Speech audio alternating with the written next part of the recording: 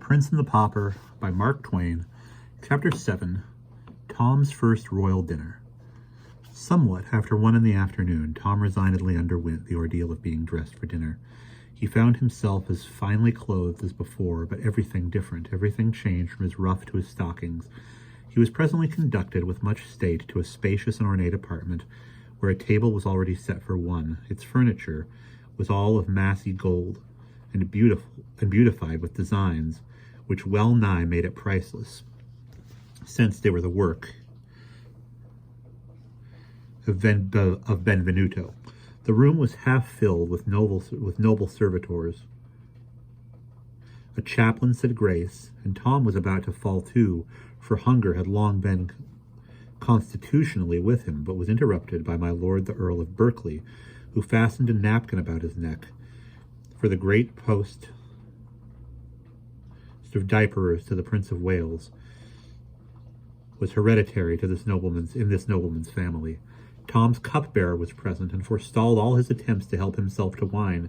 The taster to his Highness the Prince of Wales was also there, prepared to taste any suspicious dish upon requirement, and run the risk of being poisoned. He was only an ornamental appendage at this time, and was seldom called upon to examine his function, or to exercise his function. But there had been times, not many generations past, when the office of taster had its perils, and was not a grandeur to be desired. Why they did not use a dog or a plumber seems strange, but all the ways of royalty are strange. My Lord D'Arcy, first groom of the chamber, was there, to do goodness knows what, but there he was. Let that suffice. The Lord Chief Butler was there, and stood behind Tom's chair, overseeing the solemnities, under command of the Lord Great Steward, and the Lord Head Cook, who stood near. Tom had 384 servants besides these, but they were not all in that room, of course, nor the quarter of them. Neither was Tom aware yet that they existed. All those that were present had been well drilled within the hour to remember that the prince was temporarily out of his head, and to be careful to show no surprise at his vagaries. These vagaries were soon on exhibition before them, but they only moved their compassion and their sorrow, not their mirth. It was a heavy affliction to them to see their beloved prince so stricken. Poor Tom ate with his fingers mainly, but no one smiled at it, or even seemed to observe it.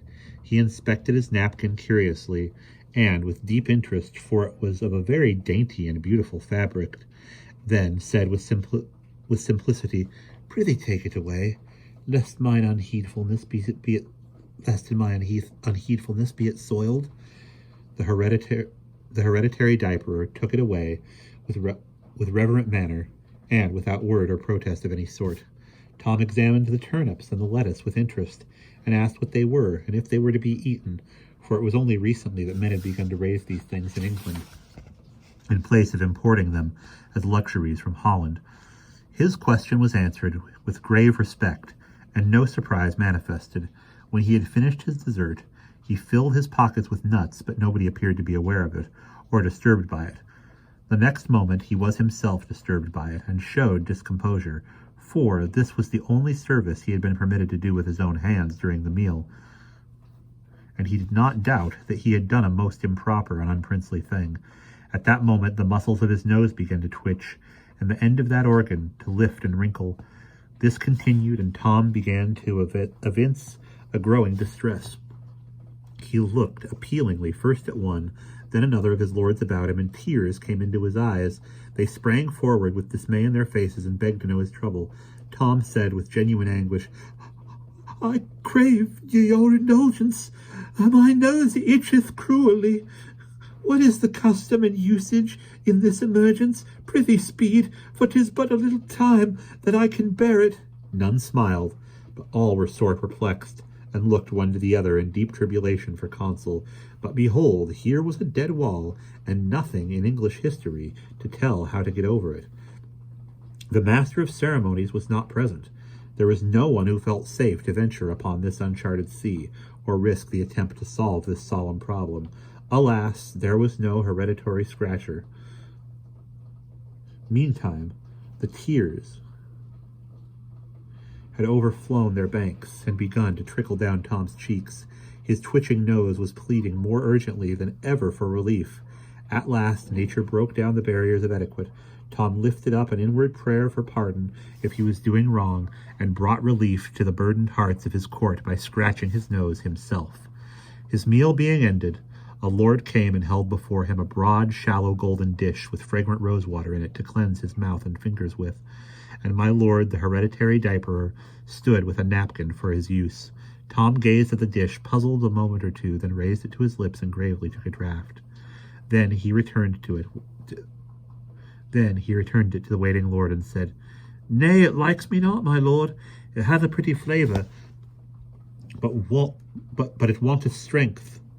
This new eccentricity of the prince's ruined mind made all the hearts about him ache, but the sad sight moved none to merriment. Tom's next unconscious blunder was to get up and leave the table, just when the chaplain had taken his stand behind his chair, and with uplifted hands and closed, uplifted eyes, was in the act of beginning the blessing. Still, nobody seemed to perceive that the prince had done a thing unnatural. By his own request, our small friend was now conducted to his private cabinet, and left there alone to his own devices. Hanging upon hooks in the oaken wainscoting were the several pieces of a suit of shining steel armor, covered all over with beautiful designs exquisitely inlaid in gold. This marital panoply belonged to the true prince, a recent present from Madame Parr, the queen.